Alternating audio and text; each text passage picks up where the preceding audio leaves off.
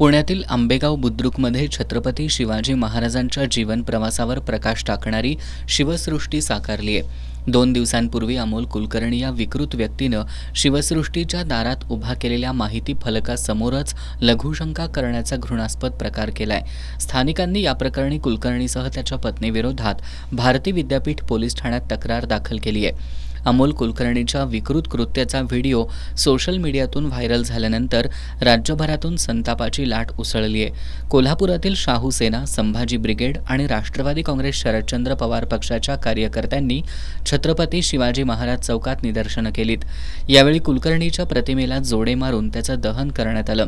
यावेळी कुलकर्णीसह शिवछत्रपतींचा अवमान करणाऱ्या कोरटकर आणि सोलापूरकर यांच्या निषेधार्थ घोषणाबाजी करण्यात आली। गेल्या काही दिवसांमध्ये शिवछत्रपतींसह मराठी माणसांची अस्मिता असणाऱ्या वंदनीय व्यक्तिमत्वांबद्दल गरळ ओकण्याचे प्रकार वाढलेत।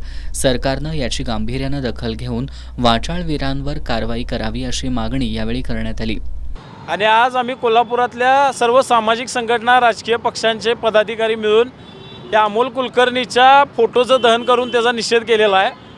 महाराष्ट्रामध्ये गेल्या वर्षभरामध्ये कोरटकर, सोलापूरकर आणि आता कुलकर्णी असे वाचाळवीर जन्माला यायला लागलेले आहेत। महाराष्ट्र शासनानं जर वेळीच याच्यावर अंमल आणला असता तर हा कुलकर्णी जन्माला आला नसता, परंतु सातत्यानं शिवाजी महाराजांचा अवमान करण्याची मालिका या लोकांकडनं सुरू आहे।